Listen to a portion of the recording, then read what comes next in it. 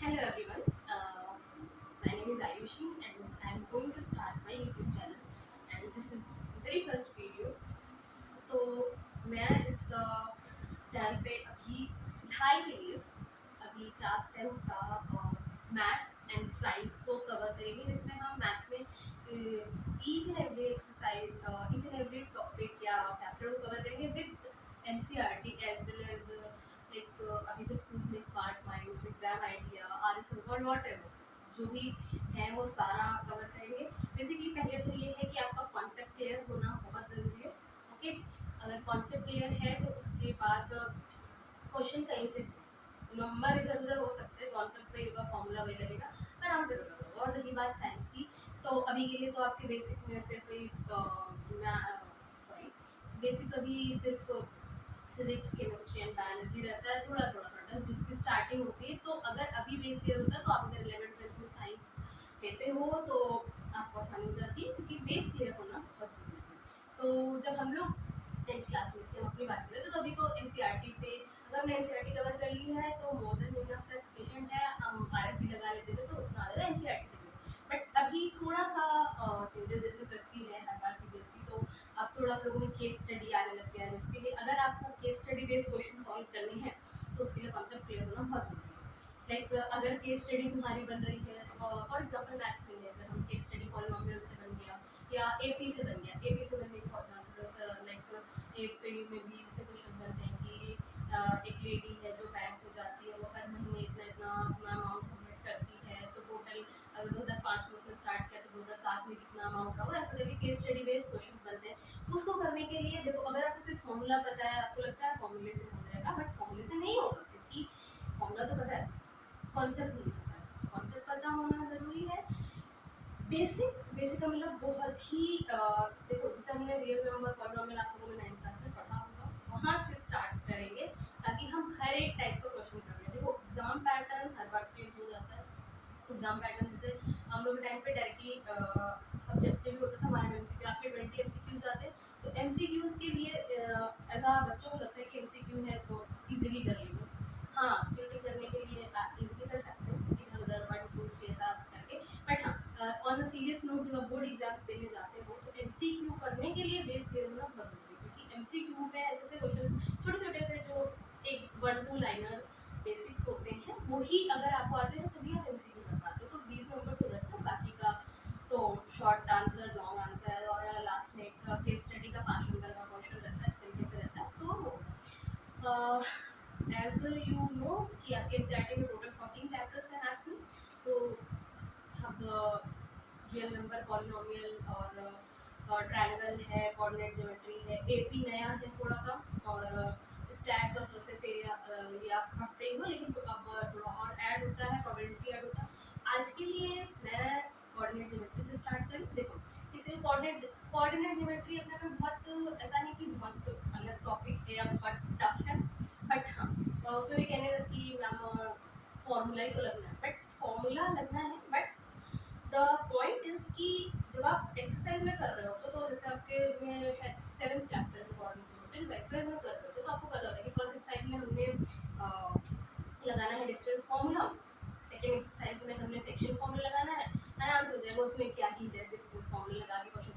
But the point is जब वो exam में आता है तो एग्जाम में आपको पता होना चाहिए कि क्वेश्चन क्वेश्चन को समझ पाना। आधे बच्चे क्वेश्चन को नहीं समझ पाते हैं कि वो क्वेश्चन कहना क्या चाह रहा है, उस टाइम पे क्या फॉर्मूला लगाना है, और कहीं वो केस स्टडी में आ गया तो बिल्कुल नहीं होना है।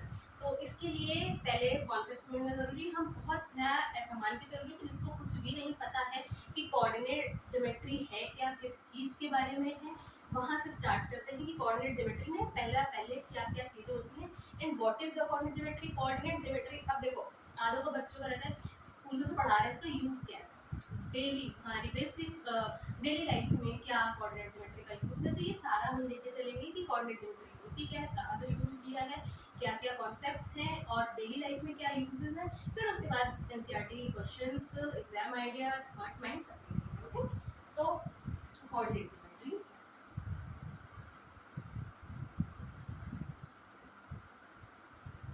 देखो, as the name suggest coordinate, हम जब भी कोऑर्डिनेट की बात करते हैं हम इतना मान के चलते हैं कि वहाँ पर दो पॉइंट्स होंगे x एंड y, ठीक।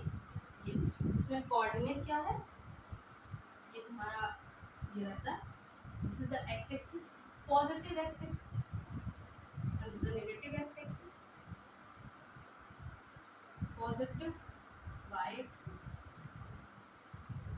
नेगेटिव y एक्सिस, ठीक। इतना तो पता ही होता है। और ये रहता है ओरिजिन, ठीक है।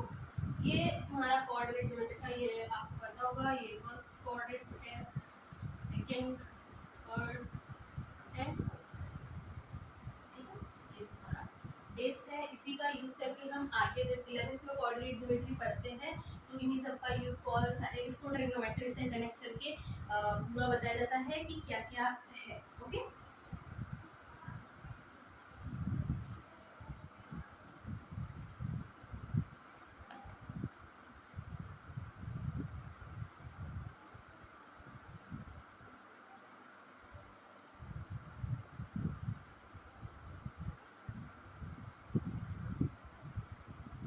देखो अब यहीं पे, ये तो तुमको मैंने बहुत बेसिक बता दिया कि ये चीजें हैं। यहीं से सबसे पहले हम आते हैं डिस्टेंस फॉर्मूला पर, जो तुम्हारी पहला एक्सरसाइज है एनसीईआरटी में डिस्टेंस फॉर्मूला पे ही बेस्ड है, लेकिन उसमें भी डायरेक्टली डिस्टेंस फॉर्मूला लगाना है। बट कई कई ऐसे क्वेश्चन है जहाँ आपको बताना होगा कि कोलिनियर है या ये स्क्वायर फॉर्म करता है या ये रोम्बस फॉर्म करता है, तो उसके क्या क्या पॉइंट्स कैसे प्रूव करोगे, क्या वो माइंड में रखना बहुत जरूरी है। तो उस पर आते हैं, ठीक है। तो सबसे पहले डिस्टेंस फॉर्मूला क्या होता है, सपोज एक पॉइंट ए है जिसके कोऑर्डिनेट्स हैं x1, y1, दूसरा पॉइंट बी है उसके कोऑर्डिनेट्स हैं x2, y, ठीक है। ये दो पॉइंट, अब इसके बीच की डिस्टेंस है ना, सपोज कि एक ये है और एक है, इसके बीच की डिस्टेंस, इसको निकालने के लिए एक डिस्टेंस फॉर्मूला यूज करते हैं। ये तो बहुत सिंपल है, अभी तो मैम 2 मिनट में कराएगा, बट और भी बहुत सारी चीजें इसमें। Formula is x2 minus x1 whole square, y2 minus y1 का स्क्वायर। बस इतना सा करना कि ये पॉइंट है x2, x1 से सब्ट्रैक्ट करना, y2 y1 से सब्ट्रैक्ट करके उसका स्क्वायर रूट लिखना है। ये ध्यान रखना है आपको कि x2 minus x1 होता है, y2 minus y1 होता है। अब इसमें एक कंफ्यूजन ये भी हो सकती है कि मैम इधर वाला भी हम x1 y1 लिख सकते हैं, कोई भी व्हाटएवर, ये आपकी मर्जी है। लेकिन ये नहीं कि इसका इस वाले को इसका x2 ले लिया, इसका y2 ले लिया। अगर इसको x2 माना है तो y2 भी यही होगा, अगर इसको x1 माना है तो y1 भी यही होगा। एक ही पॉइंट को लेना है, इसका x, इसको x1 के फॉर्म में नहीं, ये नहीं कि ये x1 इसको लिया लेकिन y2 ये है, दोनों पॉइंट सेम रहेंगे। फिर चाहे तुम ये लो चाहे ये लो, दोनों में कोई प्रॉब्लम नहीं है, ओके। यहाँ तक तो कोई प्रॉब्लम नहीं है। देखो ये जो है कि इतना तो मैंने तुमको बेसिक बता दिया, एप्लीकेशन क्या है डेली लाइफ में, जो बच्चों को पढ़ते टाइम सबसे बड़ा ये रहता है कि हम इसको पढ़ क्यों पढ़ रहे हैं डेली लाइफ में, तो इसका कोई यूज नहीं। सबसे ज़्यादा हम लोग बच्चों में भी कहते हैं क्या ये अल्फा बीटा एक्स वाई पढ़ा रहे हैं, इसका क्या यूज़ है। तो इसका यूज़ ये है, एप्लीकेशन डेली लाइफ में क्या है, मैपिंग एंड नेविगेशन में होता है, ठीक है। उसमें जो है पूरा कोऑर्डिनेट ड्रॉ करके हम एग्जैक्टली बताते हैं location. Computer graphic and animation में, इंजीनियरिंग एंड आर्किटेक्चरल डिजाइन में, ये तुम्हारे एनसीईआरटी में नहीं है, बट हो सकता है कि एमसीक्यू में ऐसे अगर एग्जामिनर का मन है सर कि बच्चों को कितनी नॉलेज है या एक केस स्टडी में एक पार्ट में क्वेश्चन डाल दिया, तो उसके लिए है जस्ट इसका एक्सरसाइज से कोई मतलब नहीं है। ये एक तुम्हारा कॉन्सेप्ट कि तुमको पता होना चाहिए कि कोऑर्डिनेट ज्योमेट्री हम पढ़ रहे हैं तो हमारी डेली लाइफ में क्या यूज है। तो ये कुछ यूजेस हैं कोऑर्डिनेट ज्योमेट्री के, ओके। नोट डाउन करना हम कर सकते हो, स्क्रीनशॉट ले सकते हो।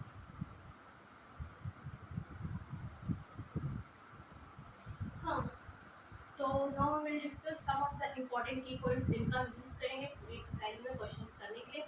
कुछ इम्पोर्टेंट पॉइंट्स हैं जो मैंने यहाँ राइट डाउन किए हुए हैं, जिनको पहला तो अच्छे से याद कर लो, कहीं लिख भी लेना, ताकि जब भी क्वेश्चन कर रहे हो तो तुमको ऐसा हो कि अरे यार कैसे स्क्वायर रूट करना था, कैसे क्या 4 पॉइंट दे रखे हैं, 4 पॉइंट के साथ क्या करना है, तो एक जगह लिख लोगे तो इजीली आपको क्वेश्चन हो जाएगा, ठीक है। देखो पहला है, अगर in order to prove 3 points are collinear, अगर तुमको 3 पॉइंट्स दिए हैं, समझ लो एक कोलिनियर, कोलिनियर का सबसे पहला मतलब क्या होता है कि वो एक लाइन में आ रहे हैं तीनों। कोलिनियर है तो क्या करना होगा, कोलिनियर प्रूव करने के लिए सपोज मैंने लिया है 3 पॉइंट है एस यू वी, तो कोलिनियर प्रूव करने के लिए सम बिटवीन 2 पॉइंट्स, 2 पॉइंट जो हो वो थर्ड वाले के इक्वल होने चाहिए। लाइक मैंने लिया है एस यू वी, ठीक है, एस यू वी ले लो या इसको पॉइंट इधर उधर किधर भी कर सकते हो। तो अगर ये लिया है तो S U plus U V का सम जो है वो एस बी के इक्वल आना चाहिए। ऑब्वियसली तभी कोलिनियर पर इसका सम इसके इक्वल आना चाहिए। तो लिखा है S U plus U V is equal to S B, या फिर S B plus V U पूरा एस यू के इक्वल होना चाहिए, या फिर U S and S B जो है हमारा वो यू वी के इक्वल होना चाहिए। तो कोलिनियर होगा। सबसे पहले ये इंपॉर्टेंट कंडीशन है जो कोलिनियर को प्रूव करती है। जब भी कहीं हो तुमको दिखे कि तुमको कोलिनियर प्रूव करना है तो तुमको सबसे पहले यही करना है कि तीनों पॉइंट में कोई 2 पॉइंट का सम तीसरे पॉइंट के इक्वल होना चाहिए। और कैसे निकालोगे 2 पॉइंट से? ऑब्वियसली सब जगह डिस्टेंस फॉर्मूला है, दोनों डिस्टेंस फॉर्मूला, इसमें डिस्टेंस फॉर्मूला, इसमें डिस्टेंस फॉर्मूला लगाओगे, देखोगे इक्वल।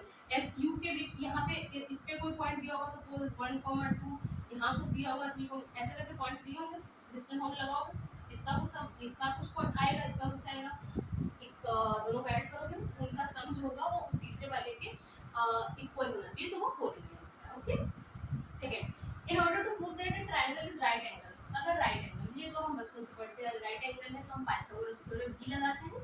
राइट एंगल है तो पाइथागोरस प्रूव करेंगे। सपोज ये ट्रायंगल दिया, छोटा सा मेरा ट्रायंगल है ए बी सी, ठीक है, इसके अपने कुछ पॉइंट्स होंगे x1 y1, इसका कुछ पॉइंट होगा x2 y2, इसका कुछ पॉइंट होगा x3 y3।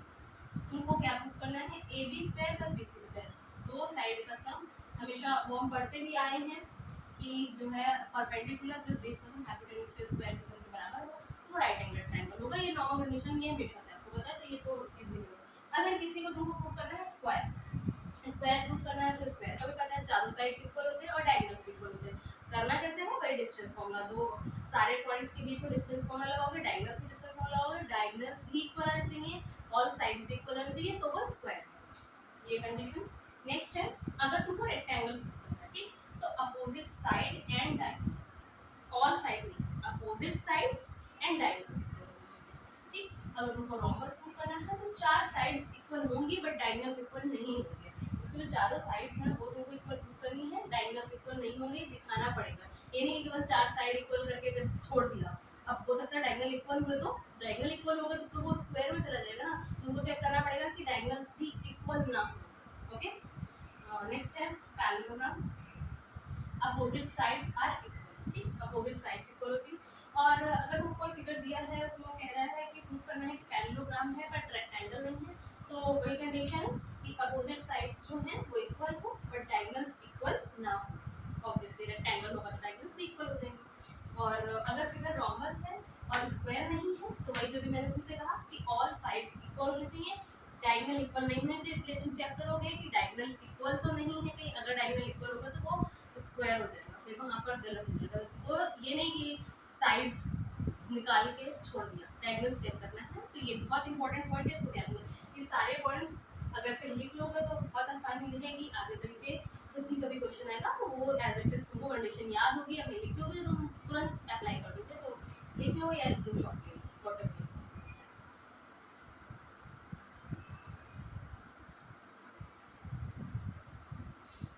हाँ, तो अब हम एक्सरसाइज मूव करेंगे। थोड़ा बहुत जो क्वेश्चन करने के लिए कॉन्सेप्ट पता होना चाहिए उतना मैं बता दी।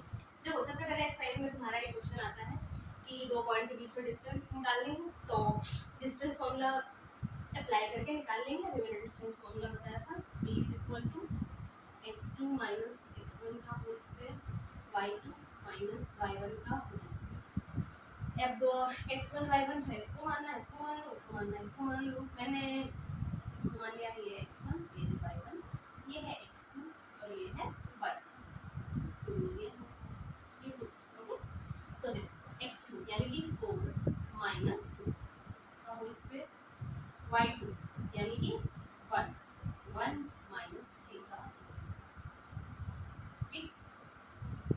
4 माइनस 2 यानी 2 का स्क्वायर, 1 माइनस 2 यानी कि माइनस का 2, क्योंकि 3 बड़ा है तो साइन माइनस का आएगा, ये ध्यान रखना। वैसे तो स्क्वायर जाने के बाद प्लस हो जाएगा बट स्टिल 2 का स्क्वायर 4, 2 का स्क्वायर 4 यानी कि 8, जिसको हम 2√2 इन दोनों के बीच का डिस्टेंस ये आएगा 2 वेरी सिंपल क्वेश्चन, बस जस्ट डिस्टेंस फॉर्मूला लगाना था जिससे तुम्हारा आ जाएगा।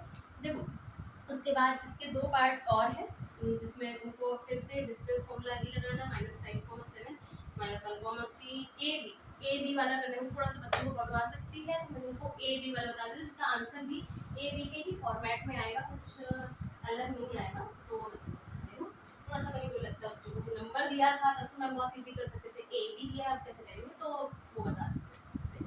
ये पॉइंट्स दिया है ए कॉमा बी और ये दिया है -1, दूसरा पॉइंट है -a, जैसे मैंने पहले बताया था ये हो गया x1, ये हो गया y1, ये हो गया x2, ये हो गया y2, डिस्टेंस फॉर्मूला लगाओ x2 x1 यानी माइनस जिस साइन के साथ है उसी साइन से -a और x2 -x1 होता है क्योंकि तो बीच में -a का स्क्वायर प्लस y2 यानी माइनस का b और माइनस होता है b का होल स्क्वायर। ठीक, तो -a minus minus plus a यानी 2 है तो माइनस का 2a माइनस माइनस प्लस यानी माइनस का 2b, ओके, तो माइनस का 2a का स्क्वायर यानी कि 4a माइनस का 2b का स्क्वायर यानी कि 4a क्योंकि माइनस का 2b इंटू माइनस का 2b इजीली कर लो, माइनस माइनस प्लस 2 4 और b, ठीक है।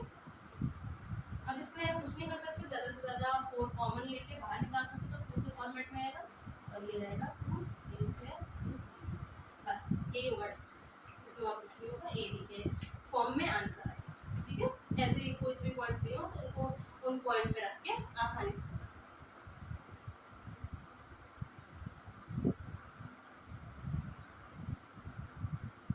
चलो नेक्स्ट है कि चेक वेदर, अब देखो कोलिनियर प्रूव करना है कि पॉइंट्स कोलिनियर है। मैंने बताया था देखो इसमें पॉइंट्स दे रखे हैं, क्वेश्चन नंबर 3 है, पॉइंट्स दे रखे हैं 1, 5, 2, 3 एंड -2, 11। ठीक, मान लो मैं ड्रॉ कर लूँ ए बी सी, तो ए पॉइंट दिया हुआ है 1, 5, ठीक है, बी पॉइंट दिया हुआ है 2, 3, ठीक है, एंड सी पॉइंट दिया हुआ है -2, -11। ठीक, कोलिनियर प्रूव करना है एज आई टोल्ड यू कि दो का सम थर्ड वाले के इक्वल आना चाहिए, यानी हमको यहाँ पर प्रूव क्या करना है, पहले यही पता होना चाहिए, आधा क्वेश्चन तो उसी से we need to prove a b plus B c is equal to A c. तो हमको पहले ए बी का डिस्टेंस निकालना है, बी सी निकालना है, ए सी निकालना है, चेक कर लेना है, ओके। तो ए बी निकालते हैं हम, तो मैं डिस्टेंस फॉर्मूला का यूज करके करेंगे, ये है ए बी x1 y1, ये मान लिया x1 y1, इसके लिए x2 y, ठीक, तो x2 x1 x2 x1 यानी 2 -1 प्लस y2 y1 3 -5, ठीक है, तो ये हो जाएगा 2 में से 1 गया 1, 3 में से 5 गया -2, 1 का स्क्वायर 1 में होता है, 2 का स्क्वायर 4 होता है, तो यानी कि 4 + 1 5, ए बी की वैल्यू 5 है। ठीक, हमको अगला निकालना है बी सी, निकाल लो, देखो बी सी अब तुमने इसको मान लिया, इसे मान लो कि ये x1 ये y1 ये x2 ये y2, ठीक है, तो x2 x1 यानी कि -2 -2 y2 -1 यानी -11 -3, ठीक, तो -2 यानी -4 -4 और -14, ठीक, 4 का स्क्वायर 16, 14 का स्क्वायर 196, ठीक, तो कितना हो गया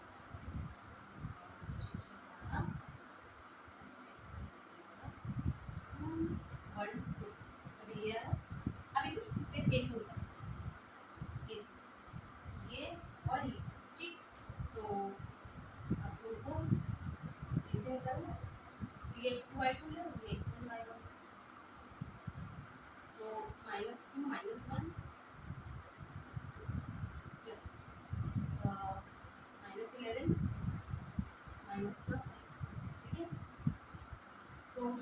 -2 -1 यानी -3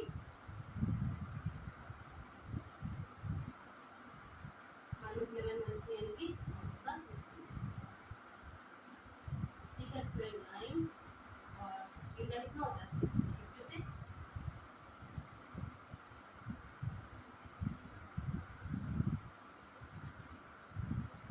260। तो तुमको देख के पता चलता है एक √5 है, एक √12 है, एक √65 है। अगर इन दोनों को ऐड भी करोगे तो ये इसके इक्वल नहीं आएगा, है ना।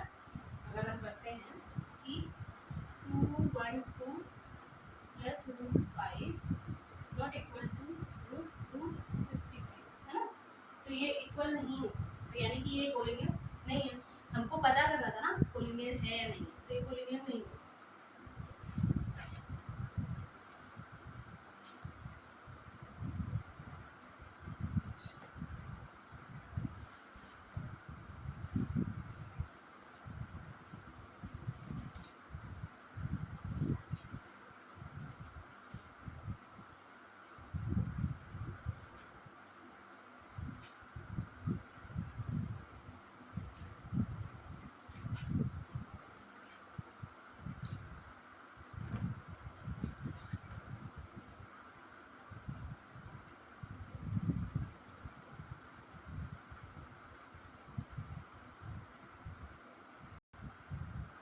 देखो नेक्स्ट क्वेश्चन है क्वेश्चन नंबर 4। उसमें तुमको ये प्रूव करना है कि ये तीनों पॉइंट्स जो हैं वो वर्टिसेस ऑफ द ट्रायंगल है नहीं। प्रूव नहीं करना है, एक्चुअली में चेक करना है कि vertices of the isosceles triangle है कि नहीं। अगर ट्रायंगल्स की प्रॉपर्टी पता है तो ये पता होगा जरूर कि आइसोसेलेस ट्रायंगल होने के लिए vertices of the isosceles triangle होने के लिए दो साइड्स इक्वल होनी। कोई भी दो साइड्स अगर इक्वल आ गए तो वर्टिसेस हैं। तो हमने ये ए मान लिया, ये बी मान लिया, सी मान लिया, ठीक है। किसी को भी ए बी सी मान सकते हो, देखो बड़ा लगे दोनों पॉइंट्स पॉजिटिव लगे हमने ये इधर रख लिया। किसी को भी कहीं भी रख सकते हो, नो प्रॉब्लम। तो ए बी बी सी सी ए है, तो कोई भी दो साइड अगर आपस में इक्वल आ जाती है तो what is the isosceles triangle है। तो हम पहले ए बी फाइंड आउट करते हैं यूजिंग डिस्टेंस फार्मूला। वही x2 x1, मान लो तुमने x1 y1 इसको माना है, ठीक है। तो x2 x1 25 -6 का होल स्क्वायर -2 -4 का होल स्क्वायर 5 -6 यानी माइनस का 1 का होल स्क्वायर -2 -4 यानी माइनस प्लस माइनस का 6 का होल स्क्वायर यानी 1 and 6 का स्क्वायर 36 यानी √37। चलो AC निकाल के देखते हैं। देखो x1 y1 इसके लिए ये x y2 हो जाएगा 7 - 6 whole square y1 -2 -4 whole square 7 - 6 यानी 1 का होल स्क्वायर -2 -4 यानी 6 का होल स्क्वायर 1 का स्क्वायर 1 6 का स्क्वायर 36 37। दो साइड्स इक्वल आ गए, तीसरे देखने की जरूरत नहीं है, दो साइड्स इक्वल है तो इसलिए ये आइसोसेलेस ट्रायंगल होगा, ठीक है। वर्टिसेस होंगी आइसोसेलेस ट्रायंगल की, इसमें कोई सोचने वाली बात नहीं है। Now move on to the next question.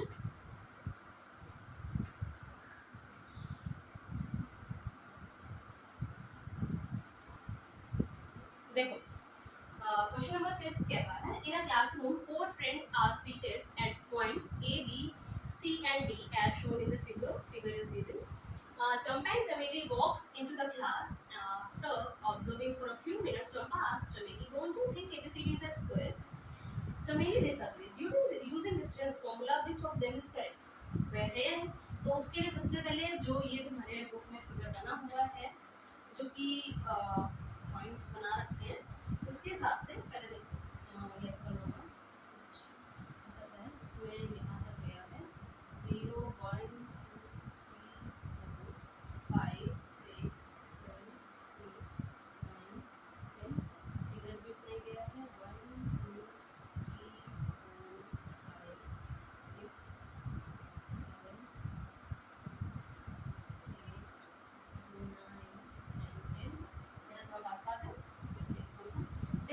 तो जो ए है अगर आप बुक में देखोगे तो ए का जो पॉइंट है वो 3 से सीध में है और एक यहाँ पे है ठीक। और जो डी बी है वो 6 से रन है, यहाँ है ये 6 और ये 1 है, ये बी है, ठीक है। एंड जो बी है वो 6 और 7 है, तो 6 की सीट में ये है 7, यहाँ पे कहीं पे ये है बी। मेरा थोड़ा सा हो सकता है एग्जैक्टली वैसा नहीं बने। जो सी है वो 9,4 पे है, ये है 9, ये है 4, ठीक है, ये है C। देखो ये तुमको पॉइंट्स ऐसे दे रखे हैं, मेरा थोड़ा सा स्पेस नहीं है इसलिए एग्जैक्ट उतना सही नहीं बने जैसे बुक में बना हुआ है, थोड़ा सा एडजस्ट कर लो।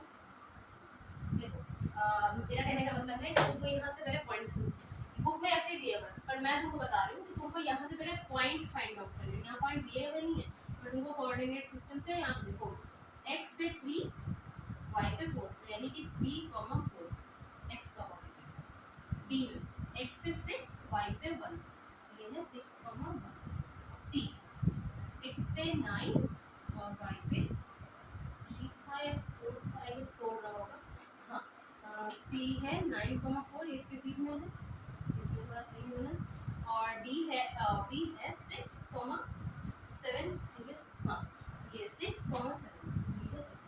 तुमको पहले कोऑर्डिनेट्स देख के तुमको उससे फाइंड आउट करना, वो जो तुमको बुक में दे रखा है फिगर वो तुम देखोगे अगर, तो वहाँ पे तुमको यहाँ से ये इस सीन में कि उसमें ऐसा बॉक्स बना के दिया हुआ है, इसकी सीन मिलेगा कि ये x यहाँ से और y यहाँ से तुम मिक्स करोगे तो मैच करोगे तो x 3 हो जाएगा, y हो जाएगा, इसलिए तुमको कोऑर्डिनेट बदलने।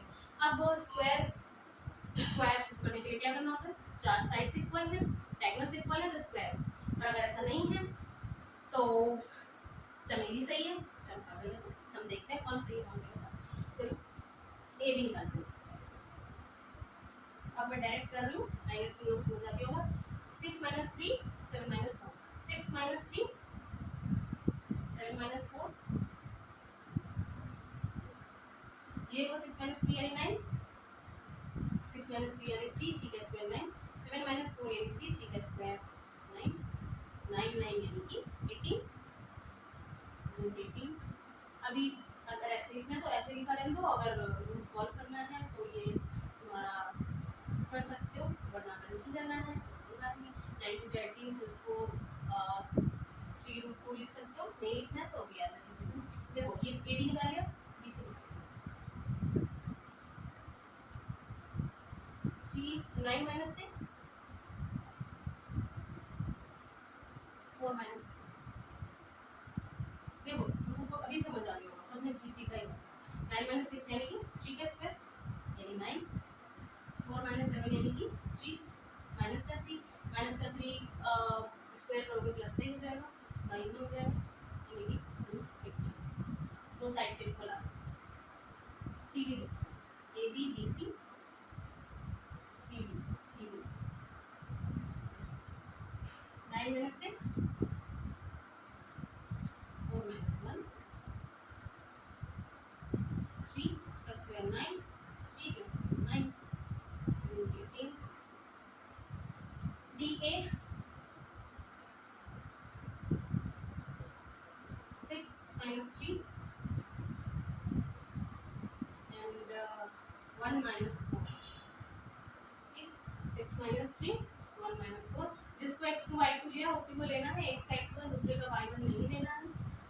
6 - 3 यानी 3, 3 का स्क्वायर 9, 1 - 4 यानी कि माइनस का 3 का स्क्वायर 9, देखो यहाँ तक तो बात सही है, यहाँ तक तो ठीक है, साइड्स इक्वल है बट अभी मैं ये नहीं कह सकते कि स्क्वायर, क्यों, एक कंडीशन क्या थी, डायगोनल इक्वल, डायगोनल यानी कि ये और ये।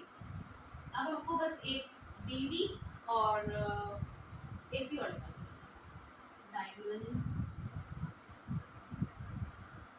पहला BD, तो अगर तुम BD निकालने जा रहे हो तो देखोगे 6 - 6 और 1 - 7, 6 - 6 0, 1 - 7 माइनस का 6 यानी √36 यानी कि 6, ओके। AC नेक्स्ट डायग्राम को AC, अगर मैं बहुत जल्दी बोल रही हूँ तो स्पीड को कम करके देख लेना, थोड़ा सा डिफॉल्ट है, फॉल्ट है मेरे, स्पीड पढ़ाते पढ़ाते थोड़ा तेज हो जाती है तो एडजस्ट। हाँ एक ये वाला है तो 9 माइनस 3 एंड 4 माइनस, ये यू कैन सी 9 माइनस 3 यानी कि 9 माइनस 3 यानी कि 6, 6 का स्क्वायर यानी चलो ऐसे लिखो 6 का स्क्वायर 0 का स्क्वायर, आपको ये नहीं पूछेगा 0 का स्क्वायर, 6 का स्क्वायर 36 यानी कि 6। नाउ यू कैन सी कि all sides are equal, diagonals are equal, यानी कि चमेली जी गलत थी, चंपा सही थी कि वो स्क्वायर, होशियार थी, देख के पता चल रहा है। हम लोगों को जो इतना सॉल्व करना पड़ा तो देख के बता रहे कि स्क्वायर, ऐसा ही दिमाग में जो सपाट। तो यहाँ पे लिखोगे as all the four sides and diagonals are equal, so कौन सही थी, चंपा, so Champa is correct, it forms a square। ठीक है, इस तरीके से बता दूँ, ये case study kind of question कैसा।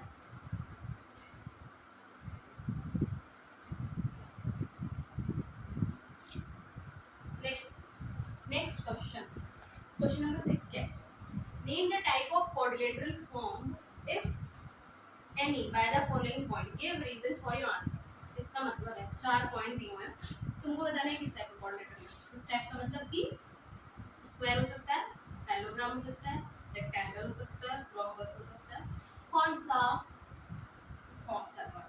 तुमको 4 पॉइंट्स दिए हैं, पहला पार्ट हम इसका करते हैं। 4 पॉइंट्स कौन कौन से हैं, तो अभी ऐसे क्वाड्रिलेटरल मान लीजिए, कुछ भी हो सकता है, बस क्वाड्रिलेटरल ये है क्या मैंने नहीं लिखा, ठीक। 4 पॉइंट्स इसके, चारों पॉइंट में डिस्टेंस निकाल लेंगे, डायगोनल निकाल लेंगे, देख लेंगे क्या हो रहा है, उसकी कंडीशन के हिसाब से बता देंगे। साइड्स इक्वल है, डायगोनल इक्वल है, स्क्वायर है, साइड्स इक्वल है, डायगोनल इक्वल नहीं है, रोम्बस है, अपोजिट साइड्स इक्वल है, डायगोनल इक्वल है, रेक्टेंगल है, अपोजिट साइड्स इक्वल है, डायगोनल इक्वल नहीं है, पैरेललोग्राम है, तो क्या है उसके हिसाब से हम डिसाइड करेंगे। पहला पॉइंट है -1 -2, दूसरा पॉइंट है 1 0, थर्ड पॉइंट है -1 2 एंड फोर्थ पॉइंट है -3 0। ठीक है, चेक करना शुरू करते हैं। A B B C C D D है, फिर ए सी डी डी वही काम जो भी इससे पहले करते हैं। A B 1 minus minus minus, ठीक है, माइनस लगता है बीच में और इसका एक माइनस, ठीक है, 0 माइनस माइनस, ठीक है, माइनस माइनस प्लस 1 1 2 बस 0 माइनस माइनस माइनस प्लस हो जाएगा, 0 में 2 जोड़ेंगे 2 ही होगा, 2 प्लस 4 रूट 8 2, ठीक, ये तो आ गया ए, इसे निकालेंगे -1 माइनस माइनस 1 माइनस 2 माइनस, मेरा दिल ऐसा कह रहा है कि ये शायद स्क्वायर हो। नेक्स्ट 2 का स्क्वायर 4, 2 का स्क्वायर 4, 4 प्लस 4 रूट 8 2, ठीक है। अगला C D -1 -3 -1 -1 minus minus, next -1 होगा 2 का -0, ये है, देखो क्या हो जाएगा -1 plus minus minus minus plus 3, ये हो जाएगा और ये हो जाएगा 2 का स्क्वायर, तो माइनस प्लस माइनस यानी कि 2 हो जाएगा, 2 का स्क्वायर 4 4 प्लस 4 यानी कि रूट 8 यानी कि 2 रूट 2। अब तक तो तीन साइड इक्वल आएंगे, b a minus 3 minus minus 0 minus -3 +1 square यानी कि वही -3 +1 -2 -2 का स्क्वायर 4 2 का स्क्वायर 4 यानी कि 8 2 देख कौन साइड से ए बी सी डी कौन साइड से अभी ये रोमन्स हो सकते हैं स्क्वायर हो सकते हैं इसके लिए हम डायगोनल्स डायगोनल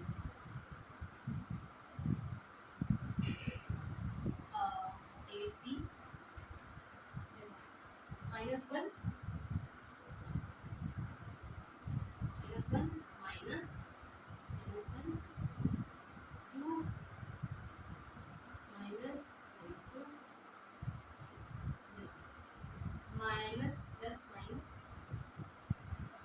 -1 +1 ये तो 0 हो जाएगा 4 हो जाएगा 4 0 2 + 2 4 4 का स्क्वायर 60 ठीक ऐसे आगे बीडी चेक करते हैं लास्ट में -3 -1 3 -1 0 0 and plus यानी 4 का स्क्वायर यानी कि 16 मिलेगा देख साइड्स इक्वल है ट्रायंगल्स इक्वल है क्या हुआ स्क्वायर हुआ b all sides are equal all triangles are equal square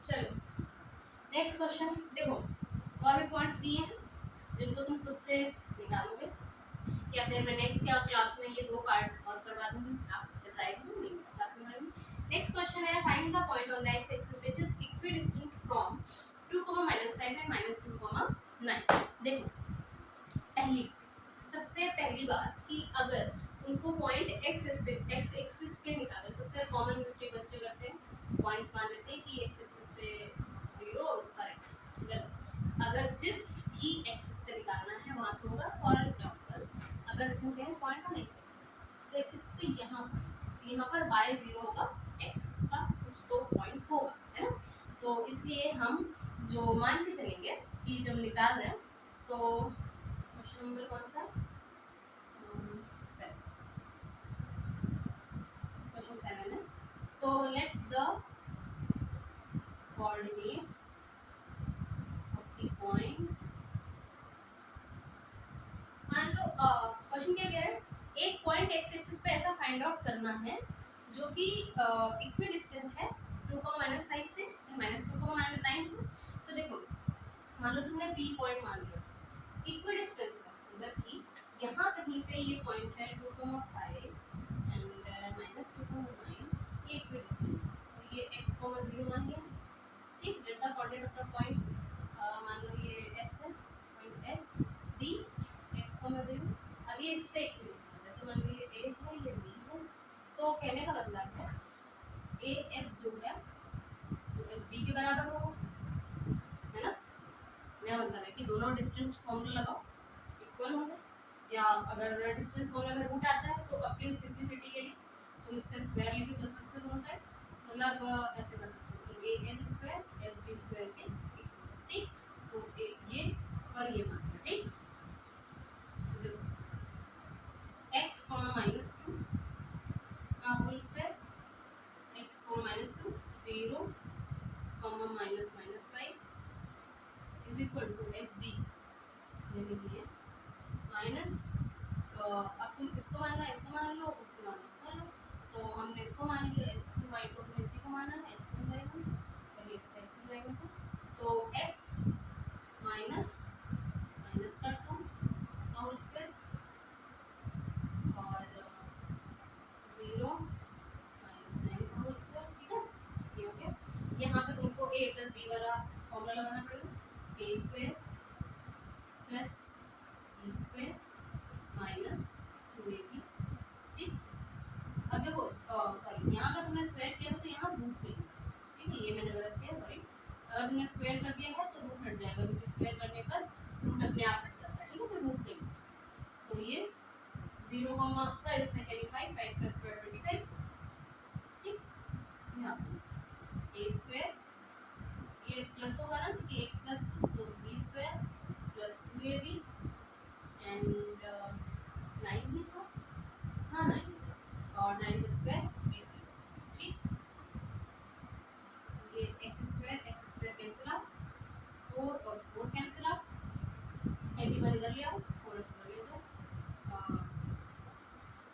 या फिर तुमको इधर लाना तो इधर ले आओ, माइनस 4x और ये इधर आया माइनस का 4x, 81 माइनस का 20। ठीक है, माइनस का 4x माइनस का 4x 8x, 11 और 5 6, 7 5 गया 7 में 5, x इज इक्वल टू 5 8 7 8 26।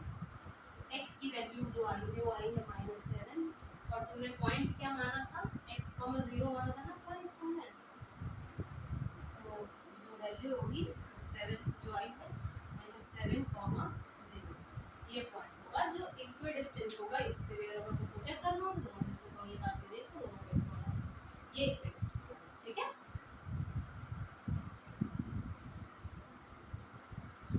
देख क्वेश्चन नंबर 8 कह रहा है find the value of y for which the distance between the point है p 2, -3। Question number 8 and q 10, y। अभी यहाँ पर तुमको डिस्टेंस दे तो दिए 10। ठीक, सिंप्लिसिटी के लिए वही हम करेंगे, डिस्टेंस फॉर्म लगाएंगे, v is equal to x2 minus x यानी 10 minus 2 y minus 3 minus d दे रखा है 10, 10 माइनस 2 8 का स्क्वायर, ये हो गया y प्लस 3 का स्क्वायर, दोनों साइड स्क्वायर कर दो, ऑन स्क्वायरिंग बोथ साइड्स, 10 का स्क्वायर 100, तो रूट हट जाएगा, ये हो गया 64, ये हुआ a square plus b square plus 2ab, है ना, ये हो, इसको इधर ले आओ, y square plus 6 square, y minus 3 हो,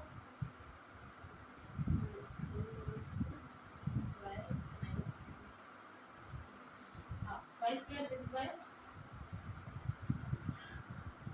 64 प्लस 9 100, 64 में से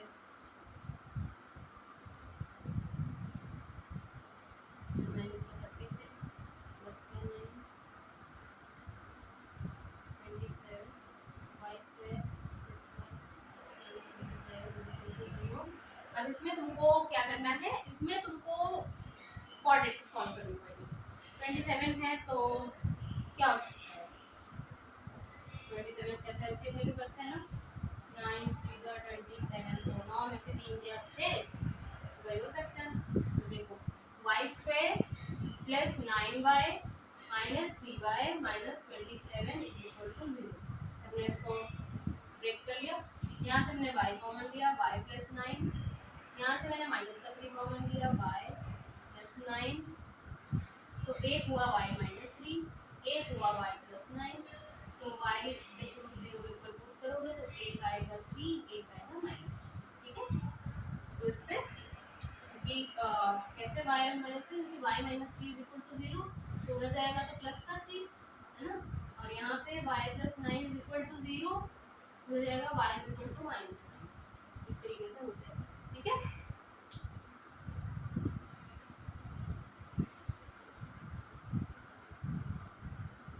देखो क्वेश्चन नंबर 9 कह रहा है 0, 1 जो है वो इक्विडिस्टेंट है इससे 5 p से, जो कि 5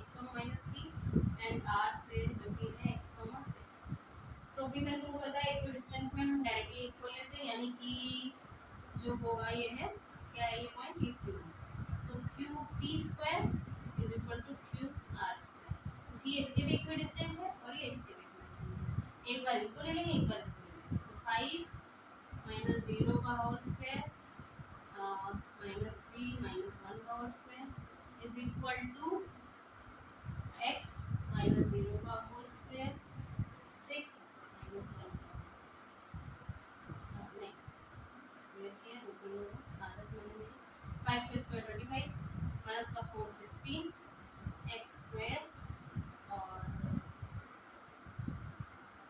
6 का 25, ठीक है।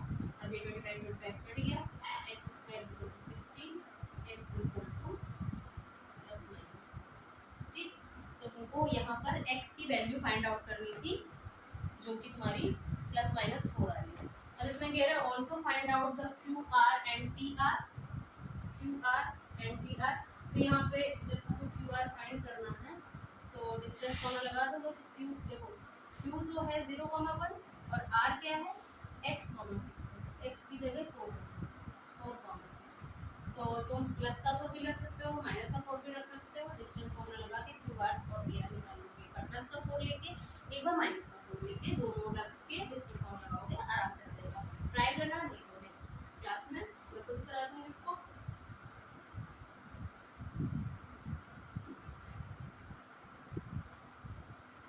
Now move on to the last question, question number 10.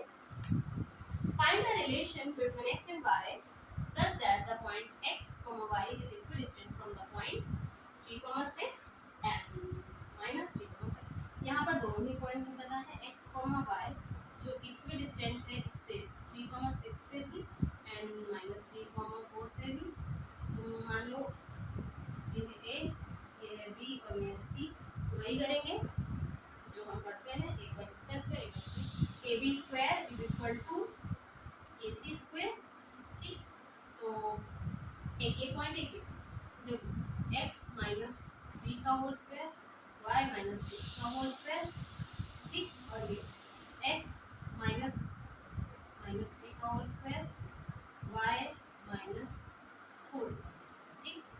यहाँ करोगे a square plus b square minus 2ab a square plus b square यानी 36 माइनस 2ab 6 टू 25, यहाँ माइनस माइनस प्लस हो जाएगा, a square plus b square plus 2ab यानी कि 6x a square plus b square is 16 और minus का 8, ठीक। अब देखो क्या कट रहा है, x स्क्वायर कट रहा है, y स्क्वायर कट रहा है, 9 9 कट रहा है, बस और कुछ नहीं कट रहा, ठीक। अब क्या कर सकते हो, x y एक साइड नंबर से, तो माइनस का 6x और इधर से 6x आएंगे तो माइनस हो जाएगा, माइनस का 12y इधर से माइनस का 8y लेंगे प्लस का 8y हो जाएगा, इधर नंबर 16 था और इधर नंबर था 36, जो हो जाएगा माइनस का हो जाएगा, ठीक है। माइनस का 6x माइनस का 6x 12x माइनस का 12y प्लस का यानी माइनस प्लस माइनस यानी कि माइनस का 4y 16 माइनस 36 यानी कि माइनस का 12। पहले तो माइनस बैलेंस कर लेंगे, सब जगह माइनस है तो हो जाएगा 12x plus 4y is equal to 20, पूरी फ्रीडम को 4 से डिवाइड कर देंगे तो 4 3 जा 12 y इज इक्वल टू, ये रिलेशन निकल के आएगा जो इक्विडिस्टेंट होगा। रिलेशन ही फाइंड आउट करना था, रिलेशन ही फाइंड आउट करना था ना, हाँ रिलेशन फाइंड आउट करना था, तो ये रिलेशन आएगा, ओके नोट डाउन करना।